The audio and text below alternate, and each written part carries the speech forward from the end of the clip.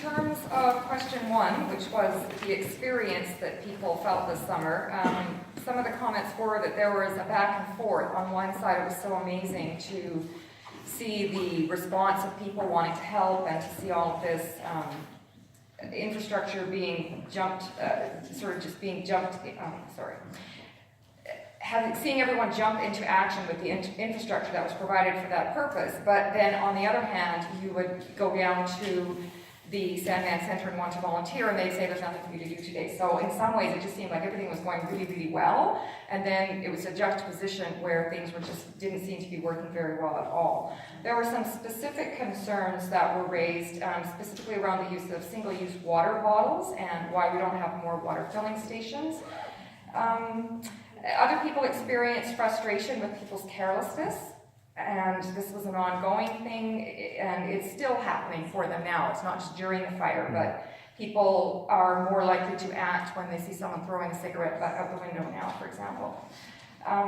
People talked about being impacted by smoke and how it curtailed their activities, but there was also uncertainty with respect to how should I manage this? I'm in a business, I have to work outside, and I can't very well just not work because I have a deadline. My deadline isn't affected by the smoke, yet I and my workers are. Does there need to be a new response in terms of workmen's compensation rules around working in smoke and that sort of thing? People also felt that they were held hostage in terms of not being able to go outside when they wanted to, especially if they had to look after very young people or very old people. And moving on to the second thing, what we believed were the causes of the fire. I think most of these have been mentioned. One that maybe hasn't been mentioned yet is that someone felt that there was too heavy a reliance on aircraft and not enough reliance on rapid attack ground crews. We talked about the lack of uncontrolled burns over recent years, changes in fire fuel policy, which also have a social aspect in that people don't want to sacrifice viewscapes to have forest thinning and selective logging done in areas around urban areas. Those are questions that need to be talked about because they might have unintended consequences.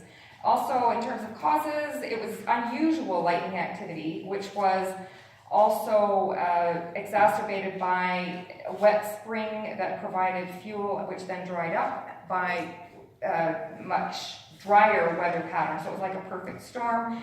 But talking about those things, we felt that perhaps this was another new normal that we need to be more prepared for. The other aspect that we looked at in terms of what made things so bad were human-caused errors that shouldn't have happened.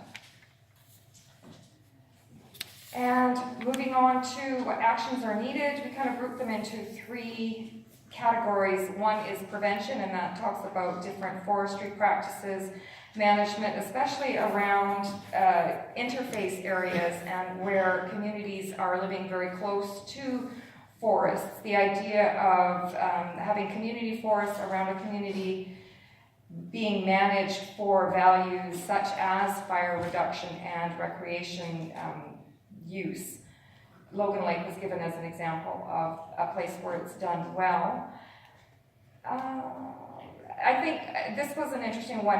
One person said, we need to back up a bit and document what we've learned. There are all these theories about what caused these fires and what made it worse, but we need to come to an agreement on what the causes actually were before we can hope to have a more effective response next time. So prevention and then response, both in terms of emergency services, where it felt that there was a better organization that could be done, and also the social impact and the impact that is still being felt by our community due to factors like having more people move in for homeless and things. And just the idea that maybe this is a new normal and it's not a one-off, and we should look at it as something that we will need to keep working on for the foreseeable future.